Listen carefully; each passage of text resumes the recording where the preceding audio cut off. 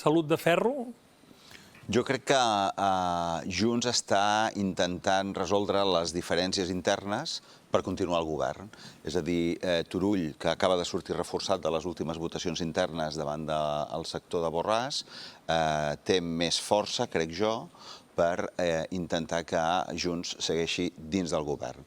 Què passarà aquesta propera setmana amb el debat de política general i quina proposta farà el president de la Generalitat, Pere Aragonès, perquè Junts per Catalunya s'hi pugui agafar i pugui justificar la seva continuïtat i la validesa del pacte de govern, que és el que deia el vicepresident Puigneró en la vostra entrevista. Això és el que crec que s'ha d'estar negociant o s'haurà de negociar en els propers dies i hores, perquè el que és evident és que Junts no es pot permetre anar a les municipals estant a l'oposició. Ell deia que no hi havia disputes internes. No sé si això és com un matrimoni d'aquests que està trencat i fan veure que tot funciona, però després a casa no es parlen. Jo crec que només cal veure les declaracions que fa un sector de Junts respecte a un altre, el sector que està a govern respecte al que no hi és, per veure-ho. Demà mateix el diari Ara publica una entrevista amb la presidenta del partit, Laura Borràs, que diu clarament que aquest govern no va cap a la independència. És tot el contrari del que diu el senyor Puigneró, i són del mateix partit.